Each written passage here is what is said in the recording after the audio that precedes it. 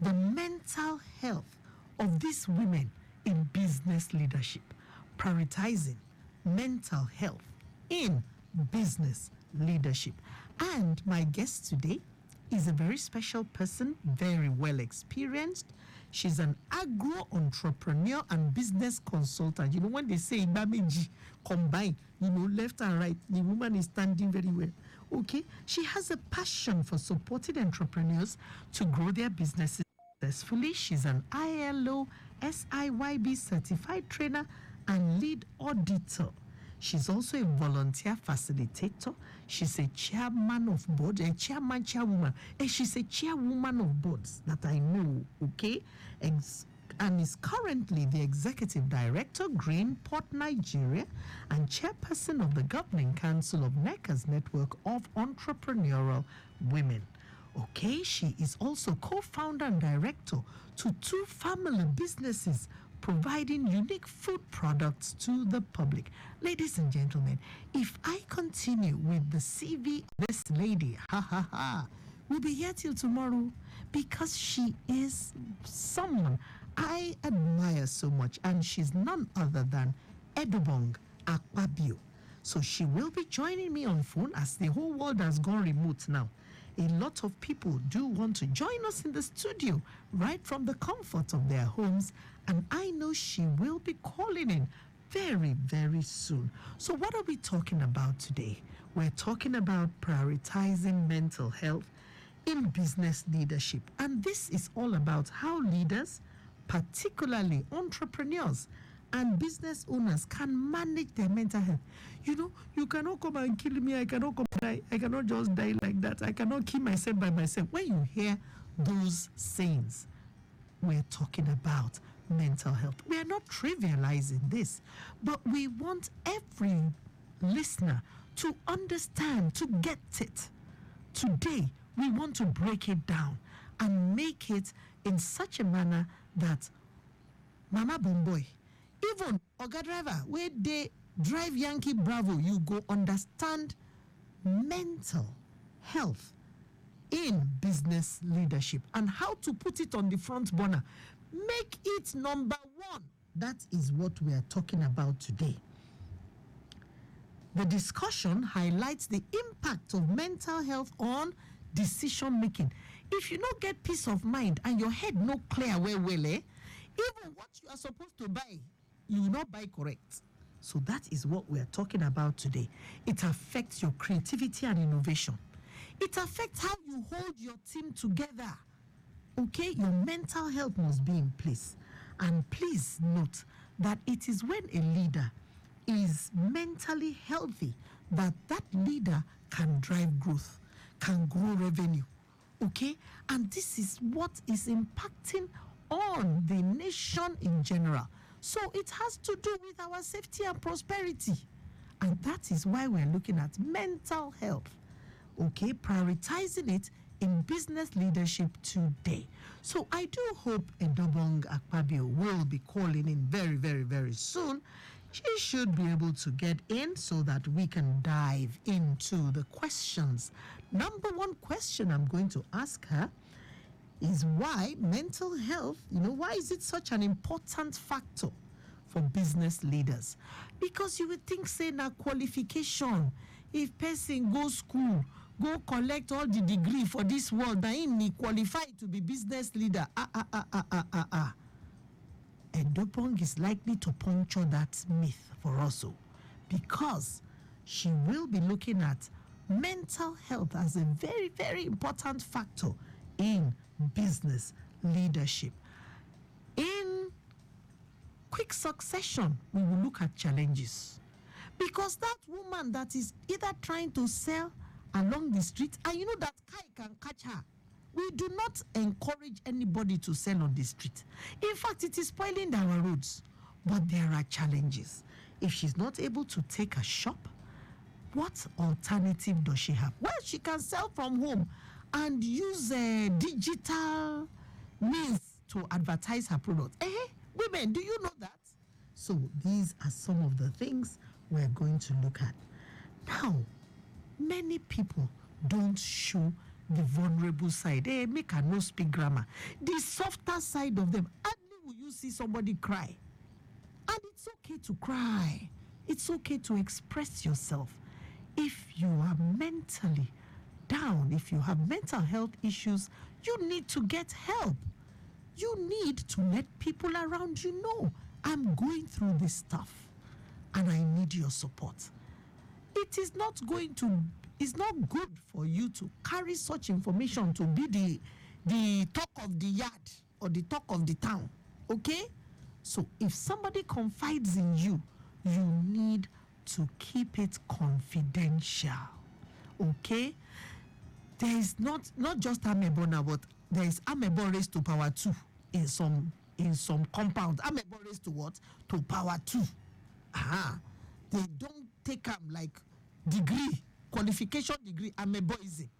So please, this is not the time to indulge in that. We are going to look at how mental health as a condition in human beings can be nipped in the bud. We're going to come up with suggestions. All right. I think Edobong is on the line now. Edobong is on the line. Hello, Edobong, are you on the line? Yes, I am. Oh, you are welcome. And I'm just going to greet you with this opening because I was in Uyo barely 2 weeks ago taking Atama soup and Afang. So I want you to... Alone. Me alone, no. In fact, I don't want to just go on the scales because I don't want to know how many kg I gained. Okay, let that one be for the scale, and my peace of mind, I need it. So Edopong, you need to greet my people in your lingua franca so that you can everybody that is in Lagos, let them know that you are repping them today. Okay. This. Have I not tried? You have tried and you have confused me. I could not even repeat anyone you said. I hope your people have hailed you and understood what you are saying. So you are so welcome and given your profile as an agropreneur and chairperson of several councils, director of this and that, and we know that you are currently the executive director, Greenport, Nigeria. So Edobong, let's just dive straight into it. Why is mental health an important factor for business leaders? Why should they even consider it? I think one of the things business leaders are known for is to be on top of contemporary conversation. And mental health is a lot on the conversation place right now because we're looking at how people can be better productive and how people can, you can create a non-toxic workplace, for your workers. So if the workplace is good for them, they enjoy the environment, they are also physically and mentally healthy, then they can be better productive and the company will do better. Awesome. Bottom line wise. True. For business to pay attention to the health of their employees. Thank you. Just to encourage a healthy work environment and everybody to be interested in that. Thank you very much, Edobong. But I'm going to ask you to hold your thoughts because we're going to take a very brief traffic update. All right, you're still tuned to Lagos Traffic Radio 96.1 FM. You're listening to Safety Train. At this time, let's talk about an impediment. Okay, so report from the control room says there is a broken down compactor truck at around the pedestrian bridge at Kawashin, where the Fako having front tire problem affecting the flow of traffic within that zone. So coming from Kawashin, Wadugudu, you have it a bit slow, but a tow truck has been contacted. Thank you very much, Taiwo. And thanks to our listeners for staying tuned on Safety Train this beautiful Tuesday afternoon. Once again, the theme is prioritizing mental health in business leadership. And I am speaking with Edobong Akpabio, Mrs. If you would like to to join this conversation, you can send a message to 0809 9120777, or you can call that number. On the alternative, you can dial 091 53877127. So let's go on, Edobong. What are the common mental health challenges faced by leaders in demanding roles? Because you have these business leaders that are like director general, or is it commissioner? You know, you have people in public service. We would at this time remember a fallen soldier, our dear Colonel Lagbaja, you know, Major General Lagbaja. He was deemed to be such an amiable and commendable professional in that particular field, and you would see him on the battlefield, even with his subordinates. So if you look at leaders in that kind of cloak, at that level, you know, the CEOs, the DGs, the principals, and so on, what would you say are the common mental health challenges faced by them? Let's take stress, for instance. Stress. Okay. Stress is a very serious. Many people don't tie it to their mental health. Just see it as being, you know, a little bit more tired than you ought to be, you know, or exhausted. You treat it, you know, in that manner. You just need to rest. But there's a whole lot that plays around stress. So we are taught stress management, but we hardly link it to mental health. So when you're a leader, or all those levels of leadership that you mentioned, the major thing that you know that comes to mind will be stress, and we have been told to be able to manage stress. We have not been told that we shouldn't even entertain stress in the first place. Exactly. So managing stress. So you as a leader, in many respects, especially in our clients, if we can manage stress, we expect our workers to do so. We expect our subordinates to do the same. All right. We don't see this. Yes, we don't seem to see ourselves, you know, helping them, you know, to not to have to manage stress. So we can become their stressor. We can become their stressor. Take it from us. Yes. It's a serious matter. So yeah, unfortunately, a lot has happened, you know, in the mental health space since COVID. True. We find that a lot of people have stress from other sources outside of the workplace, and they are functioning in the workplace with all of that. So they have a lot to grapple with. So when we add more to it, everybody, you know, gets to suffer the stress. So as leaders, as managers, in our different levels in workplace, we need to set an example of healthy behavior. Okay, set an example. No, let's just emphasize that. You know how my people used to say loud it? Can you say it again? Set an example of healthy behavior. Healthy behavior. Work-life balance, Abi. You know, taking meals as and when due. Yes. So some of the things that we do, I'm not talking about all leadership, leadership positions. I'm talking about some people. All that one that we make people to stay late at work because we have to close. We have to stop. Starting meeting at 5 o'clock. We have to stop. Has to stop. So if you go early, it means it's 5 o'clock and an employee wants to go home. Let them go now. He's not working hard. You have to stop. Then again, somebody wants to go on vacation, and because you have an authority over that person, you can tell the person not to go. You have to stop. We have to model healthy behavior. We have to stop getting our workers to come to work on weekends for something that is not necessary. And I've passed through that. And I think it has to stop. So you find people coming to work on a Saturday when they could have been with their family, when they could have been resting, when they could have been doing other things of personal choice. And they come to work, and then whatever you ask them to do could have waited till Monday, or they could have done it on Saturday. Although you have some industries, you know, like hospitality, the rental business, the healthcare, that is virtually like 24/7, but they are in shifts. It does not mean it's every Saturday you would come, definitely. You know, so those things are in shifts. Those ones are essential workers. Yeah, they are Those are essential. essential workers. So And they do have a roster. Yes. They have a roster. The ones that are not that essential, and yet we want to put them through. But not because we want to see that they work hard. We don't have some, you know, some other motives, narcissistic kind of behaviors, you know. Madam Edobong, that one is big English, narcissistic. And you don't know that you are creating a very toxic environment for work. It has to stop.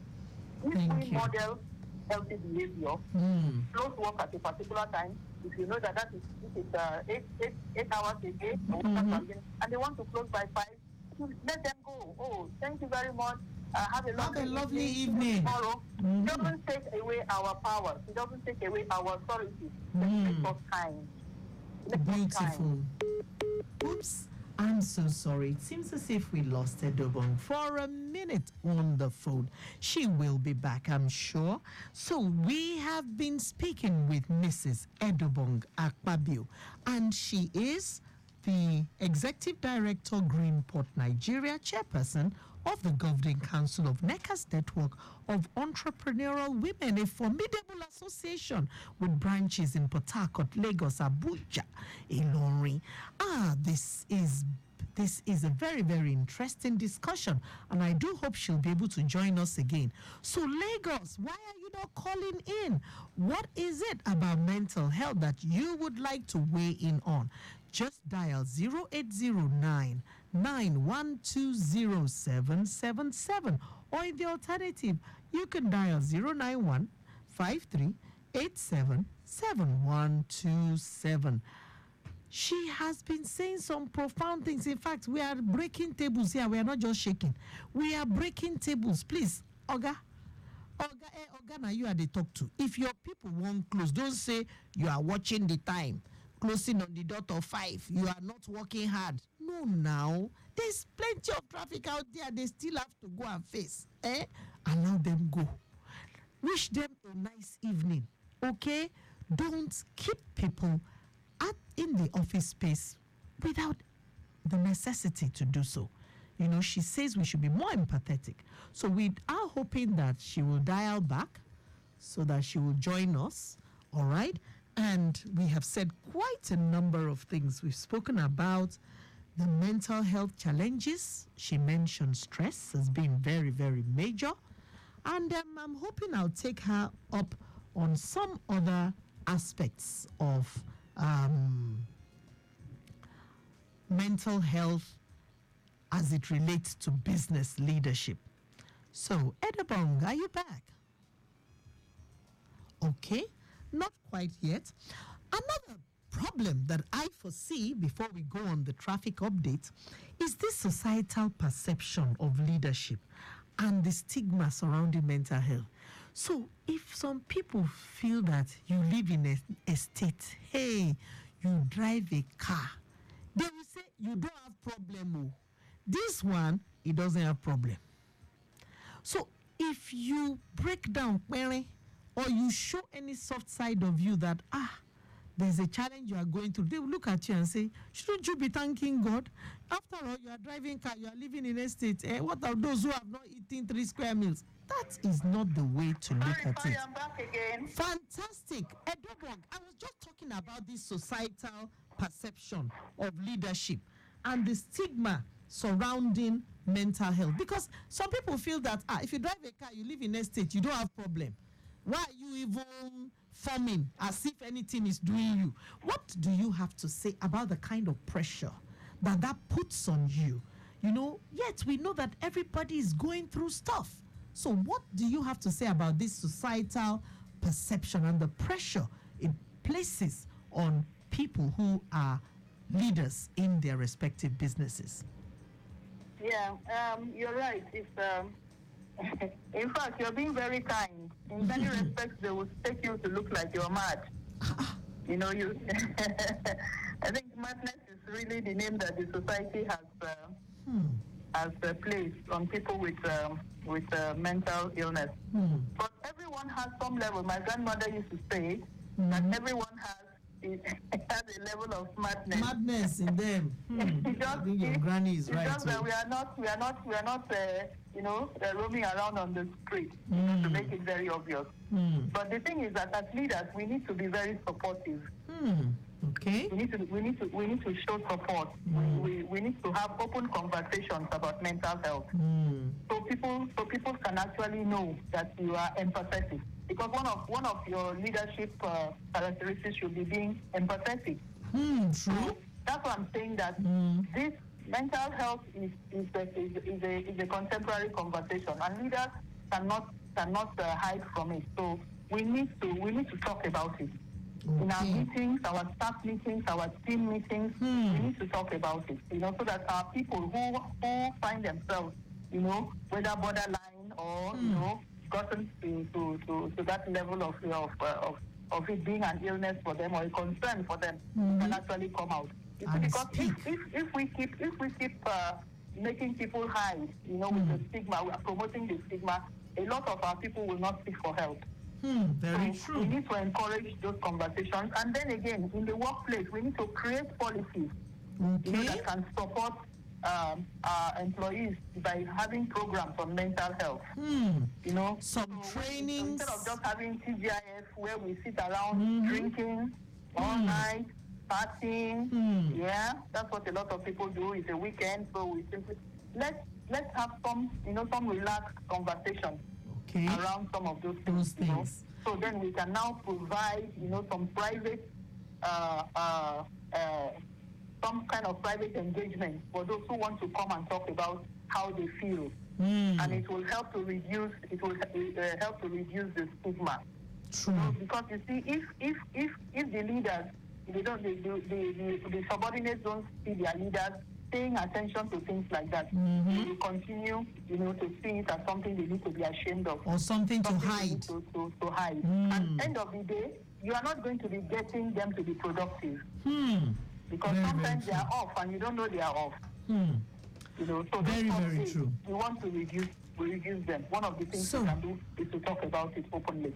Thank you very much, Edobo. You can even be vulnerable. You can tell them about how yours has been. Yeah. You can tell them you how feel. you have also, been there. Let me put it that way. You've also been there. You've also been offline. Offline. So they know that That's you're not that interesting. perfect leader. You also, you are human after all. Yes, you are just human. And they can relate. They can relate. All and the right. moment you become relatable as a leader, there are some of your workers that will be able to connect better with you.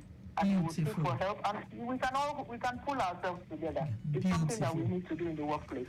All right. So, Edobo, we need to round up this program right now.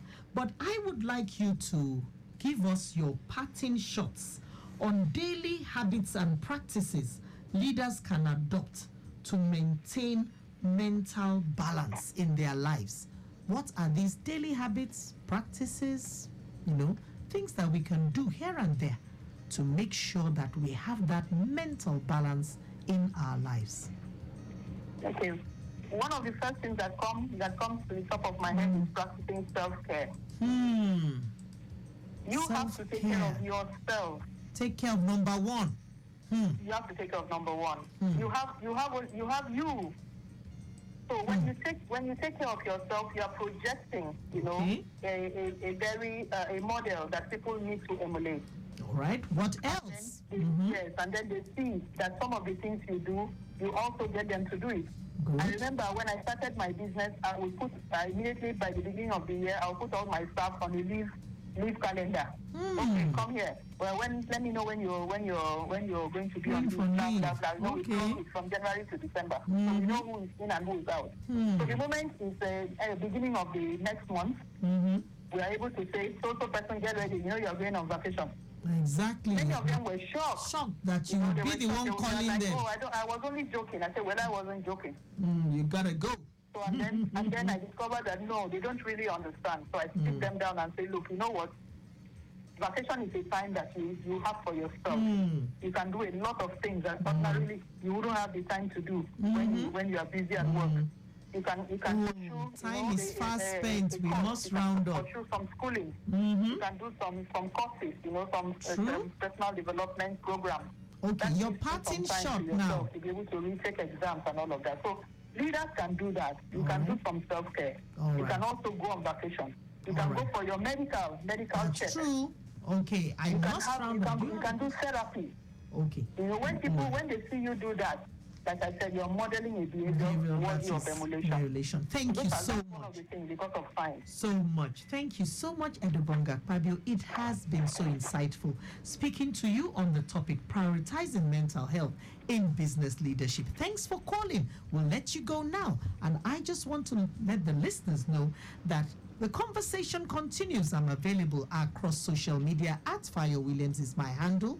This program is brought to you with the support of Rely Supply Limited. We are into refill and supply of first aid boxes as well as first aid training.